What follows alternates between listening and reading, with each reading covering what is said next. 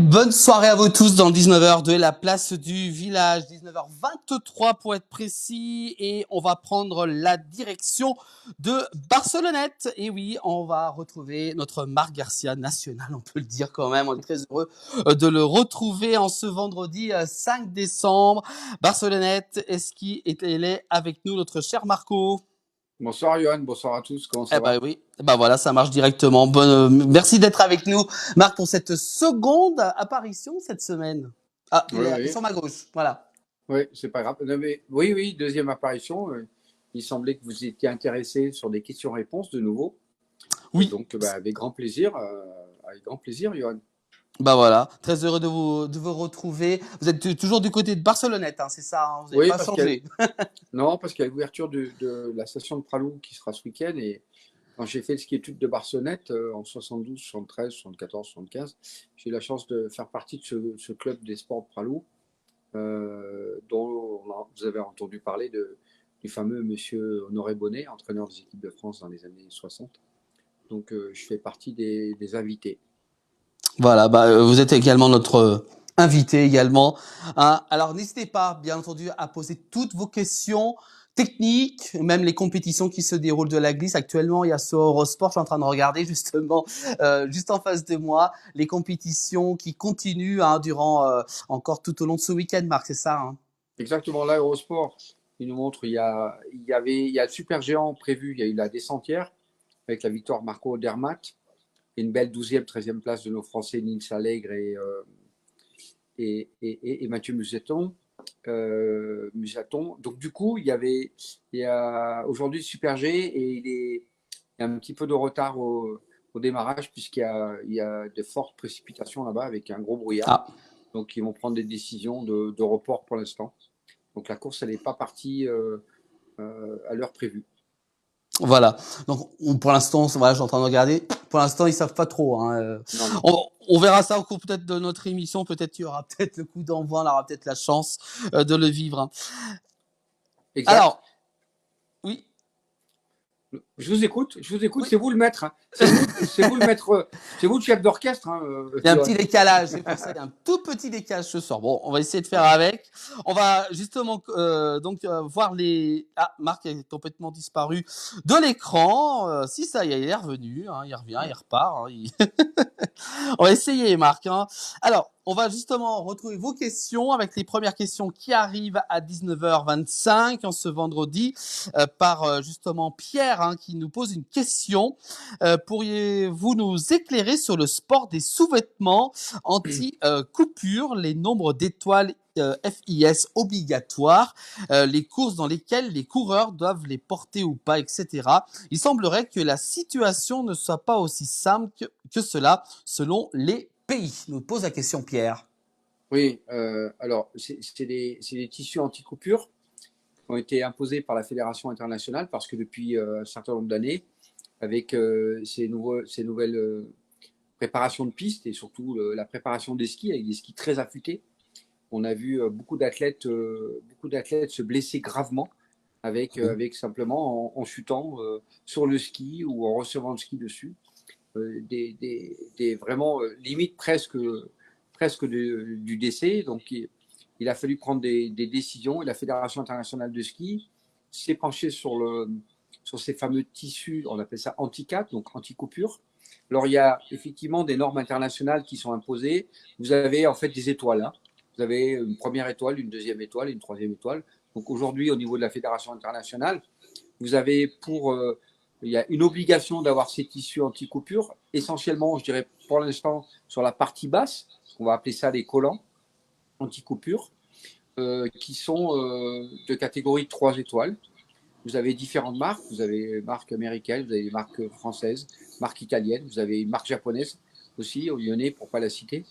Donc c'est des normes qui ont été imposées, sachant qu'il y a obligation d'avoir ces tissus anti-coupure au niveau de la Coupe du Monde, hommes-femmes, au niveau de la Coupe d'Europe, hommes-femmes, et tout ce qui est équivalent à la Coupe d'Europe, c'est-à-dire les Continental Cup, tout ce qui va du côté nord-américain, tout ce qui va sur l'hémisphère sud, mais aussi de l'autre côté, vous avez ce qu'on appelle les Faris Cup. Donc il y a une obligation d'avoir ces tissus anti-coupure au départ d'une course. Sur le règlement international, il y a des compétitions, ce qu'on appelle FIS, qui est la catégorie en dessous.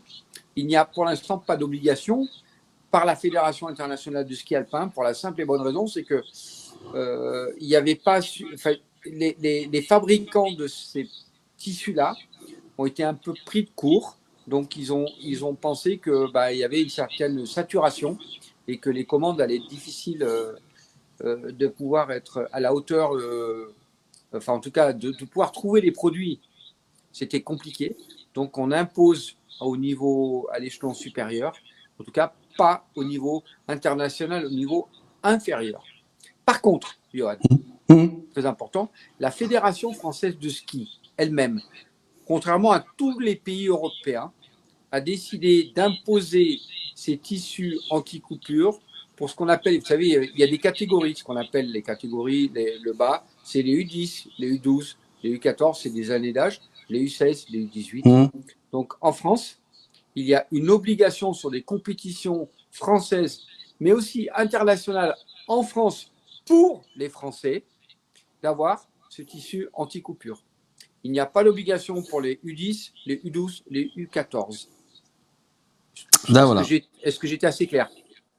Oui, Philippe, justement, Philippe nous dit c'est très intéressant ces vêtements anti-coupure. C'est vrai que je ne connaissais pas. Je découvre également que ça existe. Voilà. En fait, si vous voulez, le tranchant du ski, la carte du ski qui est aujourd'hui énormément affûtée. Alors, à mon avis, dans les catégories jeunes, encore une fois, c'est à mon avis bien trop affûté pour ces jeunes-là, parce qu'ils n'ont pas des conditions comme les coureurs de Coupe du Monde ou les coureurs de Coupe d'Europe, pardon. Et souvent, au sein des clubs, au sein des régions, on utilise à peu près les mêmes types de préparation de ski pour les jeunes. Je pense que pour moi, c'est une aberration et c'est un non-sens absolu de la part d'un certain nombre de personnes privées voire même de coachs. Et donc, ces quarts-là, qui sont très affûtés, quand vous tombez dessus, évidemment, ça vous coupe. Et il y a eu vraiment des accidents très, très graves. Donc, si vous voulez, ces tissus anti-coupure ont la particularité. Alors, vous avez les catégories 1, comme je vous l'ai dit, 2, 3. Alors, pour l'instant, le 3, c'est maximum, sachant qu'il y a une échelle jusqu'à 5. 1, on ne peut pas dire que ce soit la perfection. En tout cas, le dilemme qu'on a aujourd'hui, c'est que le ski, c'est un sport très cher et que c'est encore peut-être un produit qui coûte 200, 250 euros. Mais encore une fois, la sécurité reste une affaire primordiale dans le domaine, dans notre sport. Voilà. Puis, comme on dit souvent, la sécurité n'a pas de prix. Hein. Exactement. Il faut aussi savoir qu'en France, comme il y a une obligation dans toutes les compétitions, y compris les compétitions internationales, il y a certains clubs qui, eux, dans la charte, vous savez, quand vous prenez votre licence au sein d'un club, le club impose déjà dans les catégories dans lesquelles ce n'est pas imposé par la Fédération française de ski, donc je vais revenir les U10, les U12, les U14, il y a certains clubs qui obligent aux jeunes de porter ce type de vêtements. Voilà déjà. Très intéressant cette question. Alors, merci beaucoup à Pierre. Une seconde question depuis YouTube, hein, c'est ça, oui, depuis YouTube. Ne serait-il pas judicieux de former les coachs et le personnel d'encadrement aux réalités des risques ainsi qu'aux meilleures pratiques pour les prévenir justement de ces risques? C'est le gros débat et à chaque fois que je vous en parle et merci. Ça revient, hein. Merci ça revient souvent. L'expérience, ça revient souvent. Je reviens toujours sur le fait que aujourd'hui on nous parle de sécurité.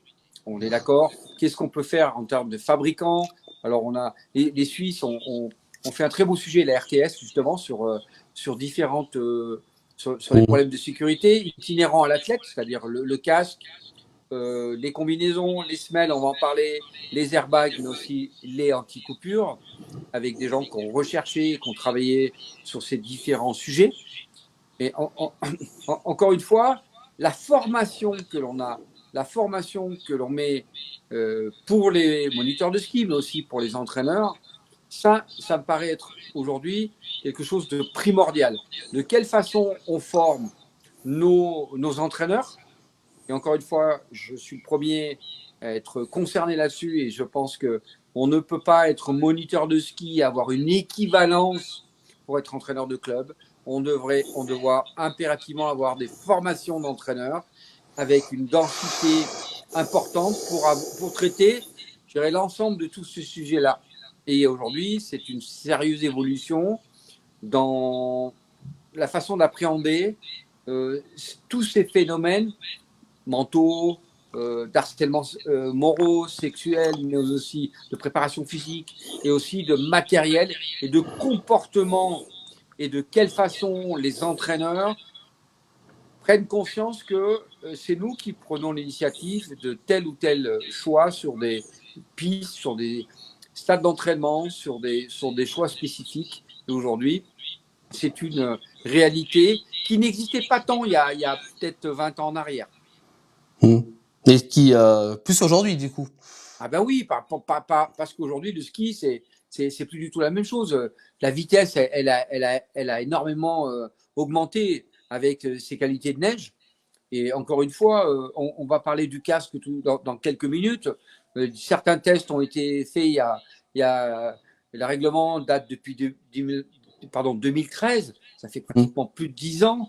Rien n'a évolué là-dessus. Les tests ont été effectués sur des vitesses à 25-30 km/h. Les mecs, même en slalom, on arrive à des vitesses de 60 km/h. Donc aujourd'hui, le sujet, il est vaste. Et de quelle façon nos experts puissent amener une amélioration, c'est clair, mais aussi de quelle façon on forme des gens qui doivent être au pied de cette pyramide. Voilà pour la réponse à cette question vraiment très intéressante. Il y a encore d'autres questions très intéressantes, notamment de nouveau Pierre qui nous dit justement, durant la descente d'hier, nous avons vu le dossard 58 aller se scratcher dans les filets de sécurité et perdre son casque carrément. Et est-ce qu'une fatalité selon vous, ou bien faudrait-il revoir complètement la conception des casques pour ne plus voir de tels incidents? C'est vrai que perdre son casque, c'est quand même assez dangereux, hein. Ouais, ça a été une des grandes questions hier, c'est de se dire, attends, moi, ça fait longtemps que je suis dans le milieu et je me dis, putain, pour que le type il arrive à perdre son casque, il y a un souci d'accroche, de quelle façon il est. Oui, de toute façon, je viens d'en parler, hein, le souci des casques, c'est que le règlement FIS, le dernier règlement FIS de la Fédération internationale sur le statut des casques date depuis 2013. Quand on voit les motos Grand Prix qui, l'année dernière, avaient déjà une évolution sur le casque, et pour 2026, il y a de nouveau des changements. Je vous en ai amené un ici. Aujourd'hui, voilà. nos amis suisses vous expliquent clairement que les casques qui sont comme ça, un casque classique que vous achetez dans le commerce, qui est essentiellement à l'intérieur avec des mousses en polystyrène, quand le casque a subi 3 chocs, mais un choc même, vous savez, le fait tomber de l'étagère, au bout de 3 fois, la qualité de la mousse polystyrène est réduite de plus 50%. Vous vous rendez compte, Johan? C'est énorme, c'est énorme. Donc aujourd'hui, il y a l'arrivée de ce qu'on appelle de ces gels, il y a l'arrivée de certains concepts avec des particules à l'intérieur qui permettent d'amortir les chocs. Mais aujourd'hui, le casque reste certainement l'une des plus grosses protections avec l'airbag qui vient d'arriver pour l'athlète. Et il est évident que le sujet de la sécurité, qui est énorme, doit passer par certainement une évolution, ou en tout cas des règles beaucoup plus strictes sur le port du casque et quelles sont les qualités de casque que l'on utilise aussi. Voilà pour la réponse à cette question. Il y a encore une autre question très intéressante, je suis en train de lire. Bonsoir Marc, que pensez-vous de la chute de Roch Asno hier en descente? Il avait l'air d'être pas loin de sa limite avant de chuter. Bonne question, en tout cas bonne question et belle observation. Moi, j'ai regardé en replay tout à l'heure, hein, pour pas me cacher. J'ai regardé parce que je sais pas où j'étais pour regarder la Coupe du Monde hier soir et je l'ai pas vu. Et j'ai regardé parce que j'avais entendu parler qu'il avait perdu le casque. Et quand j'ai vu son niveau de ski et que j'ai vu partir, je me suis dit, oula, c'est quand même une descente plutôt difficile pour lui. Et effectivement, techniquement, il me paraissait un peu limite. Mais bon, aujourd'hui, il y a un règlement aussi et il est parti. Et certainement que peut-être ce type de compétition était au-dessus de ses capacités. Mais en tout cas, ce qui paraît primordial, c'est surtout le fait qu'il ait perdu le casque. Ouais, surtout ça, ouais, c'est souvent les attaches qui sont pas de bonne qualité ou qui résistent pas. Bah, c'est certainement ce qui s'est passé. Alors, je vous rassure, j'ai vu une information passer au niveau de la Fédération internationale, c'est que bon, apparemment, bon, il a eu une commotion cérébrale puisqu'il a perdu connaissance, mais en dehors de ça, bon, bah, il a genou plié, hein, carrément. Il a été rapatrié sur d'abord l'hôpital de Velde, mais ensuite sur Denver. Bon, la saison est terminée, mais il a pris, comment dire, il a pris une grosse cartouche. Et encore une fois, le problème du casque perdu, c'est qu'aujourd'hui, le souci des casques, c'est que même dans nos épreuves techniques, qui sont le slalom et le slalom géant, il y a pratiquement plus de 30-40 athlètes qui ont subi des commotions cérébrales. Et même en slalom, sur l'impact des piquets, ça a une incidence sur notre cerveau. Donc là, je pense que le sujet est compliqué, mais je pense que les pilotes notamment de Moto Grand Prix, on travaille évidemment sur ce problème de sécurité. Et je pense qu'il faut essayer de s'inspirer sur les recherches qui sont faites et de quelle façon, aujourd'hui, il paraît quand même inconcevable, Johan, pour être clair, que le dernier, ça date de 2013 et on est en 2025. 12 ans, ouais. 12 ans. Voilà. Voilà. Voilà, on va continuer, on va dire on a un petit bonsoir de Sweater TV. Bonsoir l'équipe de l'info. Voilà. Bonsoir. On sait pas c'est qui. Voilà, bon, on va leur dire bonsoir à l'équipe. Hein, merci de nous suivre sur Facebook. On va continuer avec également justement une autre question. Afin de réduire les risques d'accidents et de blessures chez les jeunes, ne pouvait-on pas envisager de limiter la dureté des skis ou de privilégier un matériel davantage adapté à leur morphologie? Alors, nos amis suisses ont fait, encore une fois, RTS a fait un très beau sujet, hein, encore une fois, sur la sécurité en traitant beaucoup de choses, notamment les skis. Et Patrice Morisot, qui est un grand entraîneur de l'équipe suisse, qui travaille sur Grand Montana, a expliqué que quand on lui a dit, bah oui, il faut réduire la vitesse.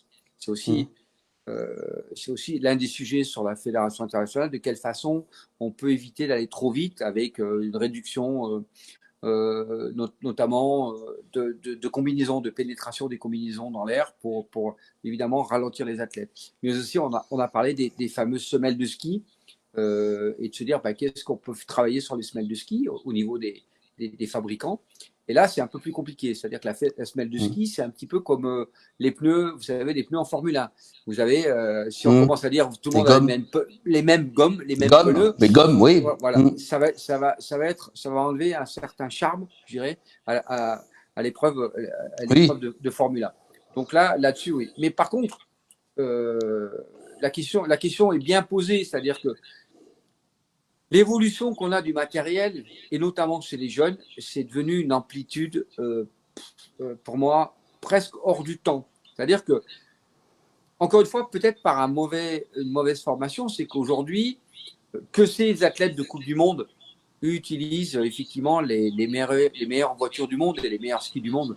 Certainement, pourquoi pas, ils en ont l'efficacité, la technique et les compétences pour pouvoir les utiliser. Mais sur les jeunes, je pense qu'il y a une dérive. Il y a une dérive inconditionnelle du matériel, tant au niveau des skis, de la préparation des skis, des fixations, des plaques. Je vous ferai des sujets aussi sur les choix des plaques ou les modifications qu'on peut mettre chez nos athlètes en fonction des qualités de neige, en fonction des degrés d'inclinaison de piste. C'est sûr que c'est l'escalade. Et chez les jeunes, c'est devenu quand même la course un peu, je dirais presque du tout et n'importe quoi. Voilà pour cette analyse sur ces blessures donc chez les jeunes.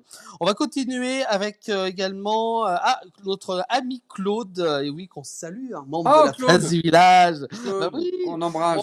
Bon, on n'a que la photo. Bon, c'est pas grave. Bon. Elle nous dit justement très beau documentaire sur l'impact des commotions. Pablo. Oui. Sur les commotions, c'est assez impressionnant. Hein. Alors, nous, on n'a pas tout à fait. En tout cas, les Suisses se sont pensés sur la question, c'est important. Ça, les commotions cérébrales, c'est un souci. Et un souci permanent. On imaginait que seuls les descendeurs étaient confrontés à cette situation-là, les descendeurs, voire même le super géant. Mais aujourd'hui, en géant, ils prennent des cartouches. Mais en slalom, on a le problème de l'impact sur le piquet, y compris en géant, pardon, avec les banderoles. Et là, alors, effectivement, il y a différents degrés de commotion cérébrale, mais encore une fois, qu'est-ce qu'on fabrique? Pardon. Comment on protège nos athlètes, les jeunes? Qu'est-ce qu'on fabrique? Et effectivement, entre qu'un professionnel ou un jeune dans un club puisse acheter comme produit suffisamment percutant et adapté à la sécurité, ça reste encore un problème, parce que quand vous allez acheter ça dans les grandes surfaces, hein, on est d'accord que je vous ai montré le polystyrène, la preuve elle est faite, 3 chocs, ça tombe 3 fois de l'armoire, votre casque il a perdu 50% de ses capacités. Voilà. Je pense qu'après c'est une décision personnelle, mais aujourd'hui les normes de sécurité, elles doivent être beaucoup plus draconiennes et très précises là-dessus. Pour la sécurité des enfants, des compétiteurs et le monde du ski, globalement. Voilà, et Claude qui nous précise que le documentaire s'appelle Pablo. D'accord, merci Claude. Voilà, merci Claude pour ces renseignements. Voilà. On va continuer à poser vos questions. On va faire une petite parenthèse. J'ai un petit cadeau pour vous. Ah bon? Est-ce que vous le voulez? Alors avant Noël, on a 20 jours d'avance. Si vous avez un cadeau, je suis évidemment. Qui refuserait un cadeau de la part de notre ami Johan, du village? Oui, alors là, j'attends en veille de voir quel est votre cadeau, Johan. Avec 20 jours d'avance, nous avons un beau cadeau. On l'a bien fouillé sur Internet et on trouve toujours des choses qui traînent. On va justement regarder d'abord cette première vidéo. Vous allez sûrement vous en souvenir. Il a quelque chose que peu de gens ont, que nous avons nous. Donc il l'a, c'est le respect des anciens.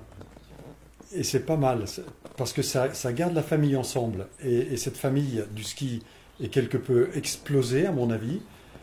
Elle ne le sera jamais à cause de lui, parce que lui, il sait d'où il vient, il sait à qui il le doit, et il sait aider aussi ceux qui viennent après lui, toujours, parce qu'il est généreux en même temps, et parce qu'il a du temps pour tout le monde, et parce qu'il a des choses à transmettre, et parce qu'il va le faire très bien dans la communication, sur l'Internet, que c'est un excellent professionnel.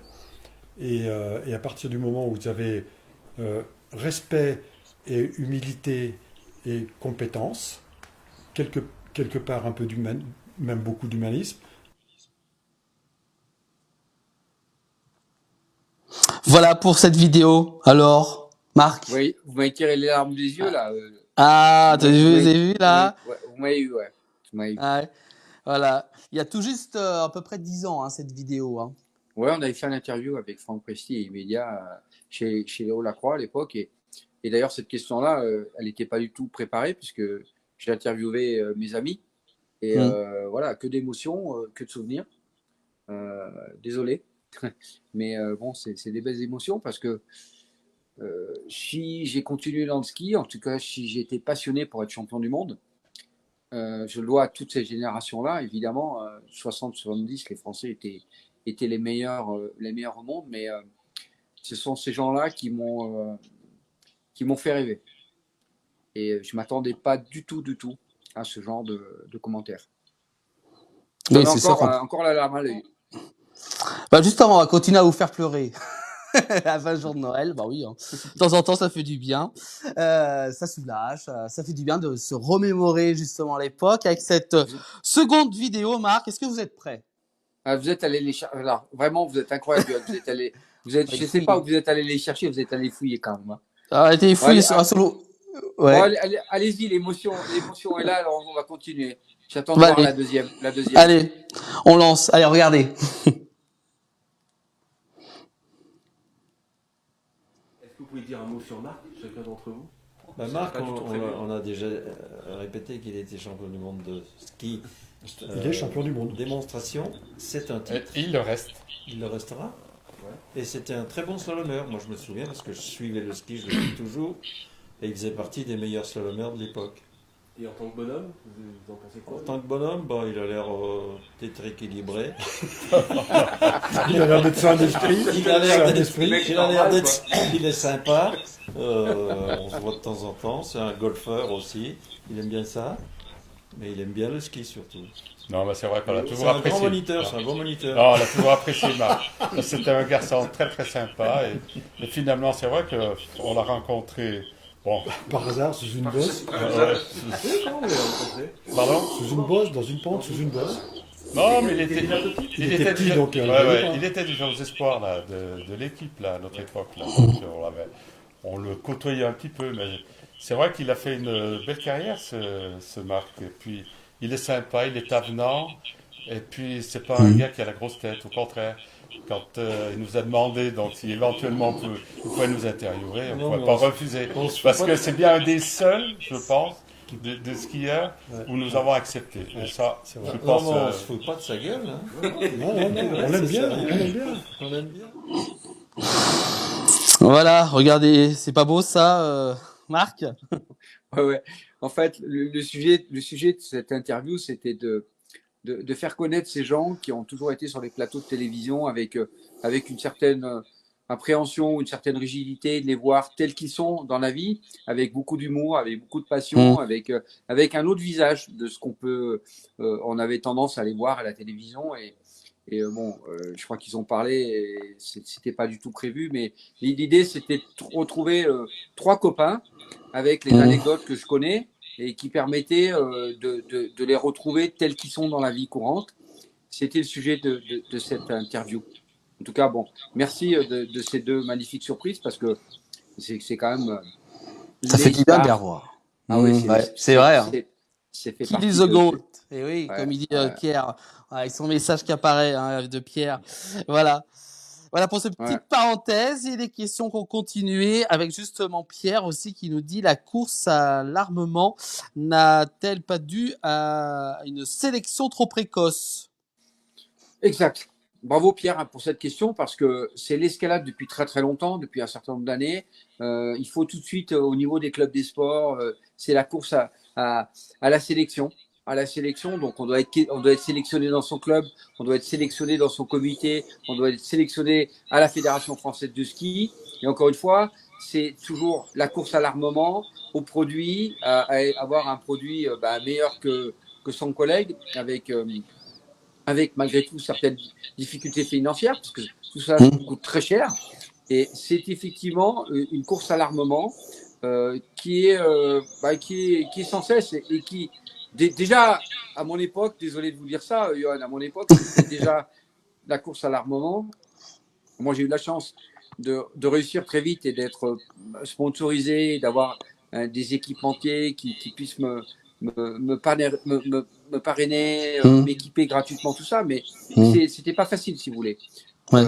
Et aujourd'hui, c'est la course contre la montre pour des qualifications, pour encore une fois participer à telle compétition, au lieu de faire les choses étape par étape. Les Américains disent très bien, faisons les choses step by step.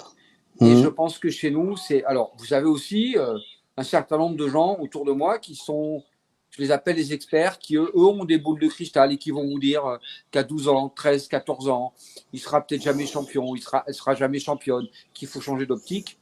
Ça, c'est aussi, encore une fois, et je reviens à ce que je disais, c'est aussi un souci sur la formation des gens qui sont à même de...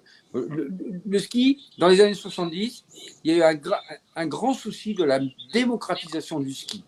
Au travers de tout ce qu'on a vécu avec l'UCPA, avec le Club Méditerranée, avec un certain nombre de choses. Et c'était l'idée du ski, avec l'identité qu'on avait, nous, en France, et les Jeux Olympiques de Grenoble, et l'arrivée des télévisions et des médias. Ouais, les médias. Voilà, et c'était quand même, en Europe, et en tout cas en France, c'était le sport national.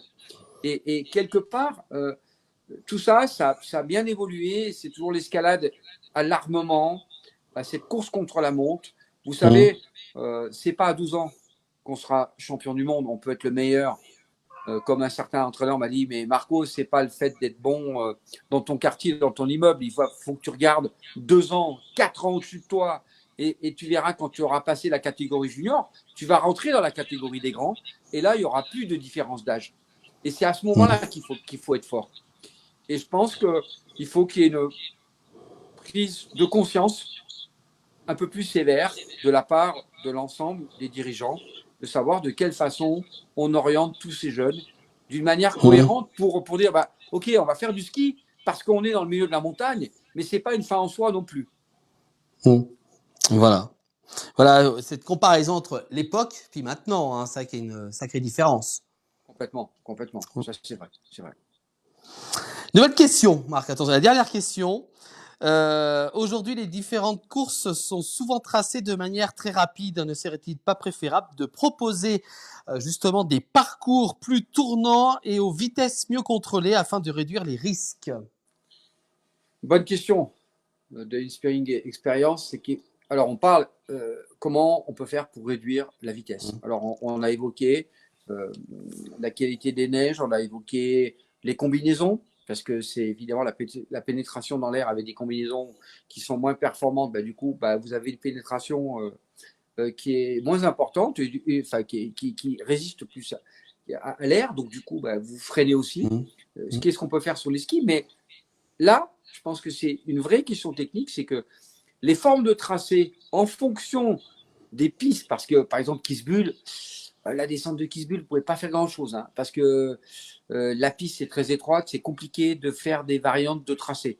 Mais sur l'ensemble des compétitions et des stations, il y a certainement une évolution à voir sur le matériel qu'on a et les formes de tracé pour éviter d'aller toujours à 120, on annonce 120, 130, 140, 150 km/h. Vous avez l'autre jour à Zolden, les filles, elles étaient à 85 km/h en géant. Oh là. Bon, je veux dire, il y a moyen à Zolden, sur le glacier de Zolden, à être nettement moins rapide avec des formes de tracé différentes. Là, je suis tout à fait d'accord. Mais ça nécessite une prise de conscience et une évolution sur les formes de tracé qui soient dans toutes les disciplines, hein, c'est la même chose. On va être clair là-dessus. Voilà pour cette question pour Aspiring, hein, qui nous suivait sur YouTube. Voilà pour ces questions à 19h55. Merci à tous ceux qui ont participé. Pour ces questions, on en fera bien entendu d'autres volets avec Marc Garcia. Marc, le programme de ce week-end alors, ou des prochains week-ends également aussi. Avant d'attaquer le programme du week-end, je vais revenir simplement sur une chose. On en a parlé assez souvent. On en parle depuis tout à l'heure, on a parlé du casque. Et le casque, pour moi, ça reste un sujet aussi pour l'ensemble des skieurs. Là, aujourd'hui, dans les stations qu'on a, on a vu que les Italiens imposent dans toutes les stations pour l'hiver 2025-2026 à tout type de skieur un casque. Et aujourd'hui, ça me paraît indispensable. On considère que au-delà de 25-40 km/h, un casque a une nécessité absolue. Et je ne comprends pas, sincèrement, sous prétexte ou quand j'entends, on me parle de liberté de la montagne, on me parle de liberté évidemment dans notre domaine à nous. Enfin, en tout cas, sérieusement, on joue avec notre propre sécurité avant tout.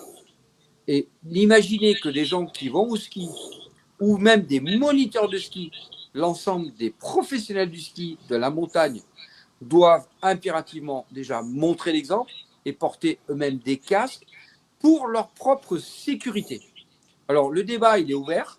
Je pense qu'il peut être ouvert. Moi, je suis prêt à écouter toutes les versions et toutes les personnes qui sont libres, évidemment, de penser que voilà. Mais ça me paraît important pour... moi, quand je porte un casque, c'est pas pour faire plaisir aux voisins. C'est d'abord pour ma propre sécurité. Donc, je ne comprends absolument pas, Johan, les gens dans notre milieu de la montagne, et notamment des professionnels, qui ne portent pas de casque. Point barre. Et d'après vous, pourquoi? Ça, c'est ma question. Pourquoi ils ne portent pas de casque? Est-ce que ça leur passe au-dessus ou... alors déjà, il y a un problème d'esthétique. Parce que jusqu'à maintenant, les casques n'étaient pas nécessairement très beaux, très sympathiques, notamment chez les femmes. Il n'y avait pas des casques. Maintenant, il y a un éventail de casques, encore une fois, avec des qualités de protection différentes. Ça c'est souvent l'argument qui est mis en avant. Mais surtout, Johan, sur les statistiques, c'est que on pense toujours que ça arrive aux autres. On pense Oui, toujours. c'est vrai. Alors, C'est vrai. je peux vous dire sincèrement que moi, des gamelles, il y a depuis 10, 20, 30 ans, j'en ai pas pris beaucoup des gamelles. Hein. Donc, pour ceux qui veulent me parler de gamelles, et pour le coup, j'utilise toujours un casque parce que d'abord, je pense à montrer l'exemple, mais surtout à me protéger moi-même. Parce que sur ces neiges de culture qui sont devenues, vous savez, la neige de culture, quand elle vient de tomber, elle est très douce, mais les neiges de culture deviennent très dures. Les conditions de neige aujourd'hui, elles sont vraiment verglacées.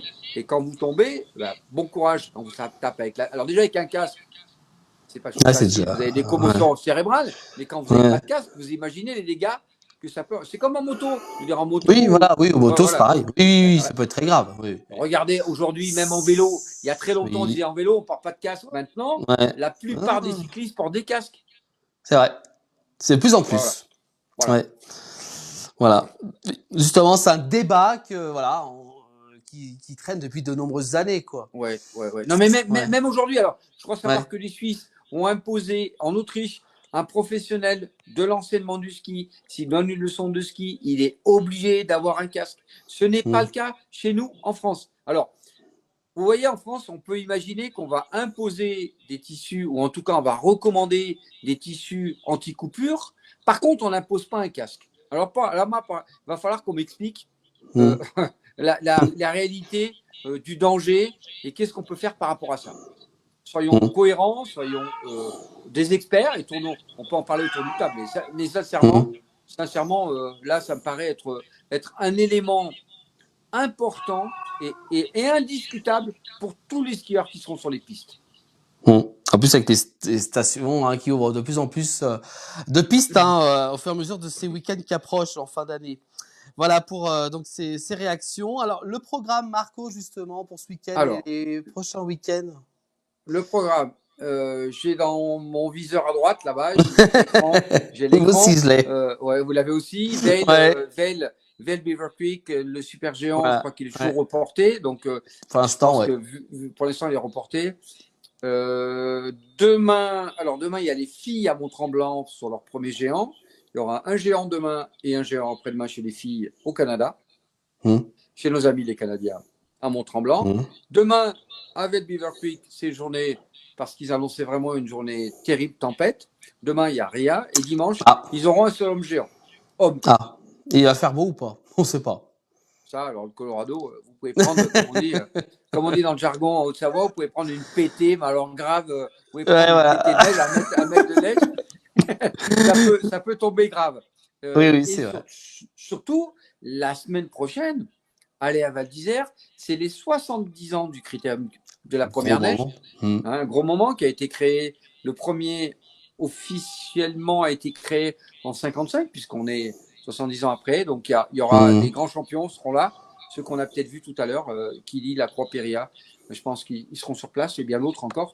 Donc, il y a le critérium de la première neige avec le slalom géant et slalom spécial. Alors, en fonction des conditions climatiques, le programme peut changer suivant la météo. Donc là, on aura nos géantistes français, on aura nos slalomeurs avec Clément Noël, Steven Amier, Paco Rassa qui aura le dossard rouge en slalom. Ça, c'est extraordinaire. Victor Jandet et toute la partie des jeunes, les jeunes qui arrivent derrière avec Antoine Alzola. Il y a des jeunes qui vont participer. Donc, le critérium de la première neige, ça reste quand même un événement, pour nous, une tradition. Dans l'histoire du ski en France. Il y a Chamonix, évidemment, 1924, les Jeux Olympiques, mais le critérium de la première neige, c'est quand même une épreuve incontournable du ski et de l'ouverture de la Coupe du Monde à l'époque à Val d'Isère. C'est les 70 ans, il y aura un bel événement. Donc, je vous encourage à aller là-bas. Et les filles, donc, après Mont-Tremblant, hop, elles vont basculer de mémoire à Saint-Moritz pour faire de la vitesse descente super géant pour les filles là-bas. Voilà. Et vous serez à Val d'Isère? Ah là, sincèrement. Obligé. Sincèrement, oui. C'est une obligation même. Vous n'avez pas le choix. Voilà. J'essaierai de faire peut-être des directs, des interviews avec des gens, faire des sujets, avec la préparation des skis, avec plaisir. avec un petit peu le inside de ce qui se passe chez les géantistes et les slalomeurs. Voilà. Bah, n'hésitez pas à faire plein de tout ça. Nous, on sera là pour diffuser tout ça. Allez. Voilà, c'est noté. Bah, merci beaucoup, Marc, pour toutes ces infos. Merci également aussi à ceux qui ont participé avec toutes les questions en direct. On reviendra la semaine prochaine, Marc, hein, quand vous voulez, pour revenir justement sur les résultats du week-end qui arrive et puis les prochains, notamment surtout à Val d'Isère. On en reparlera la semaine prochaine. Avec grand plaisir. Merci, Johan, de cette émission. Merci à nos auditeurs ou à nos téléspectateurs. C'était une belle question. C'était cool. Merci à tous. Bah, merci beaucoup, Marc. Bon week-end. Et puis, prenez soin de vous. Et on se retrouve la semaine prochaine, dans le 19h. Allez, demain, moi, je vais claquer des virages. Faites-vous plaisir. Voilà. Allez, bonne soirée. Merci, Marc. Je vous embrasse tous. Ciao, ciao. Voilà cette émission, cette rubrique, vous pouvez donc la retrouver dès demain en replay sur Facebook, sur YouTube, également aussi sur TikTok.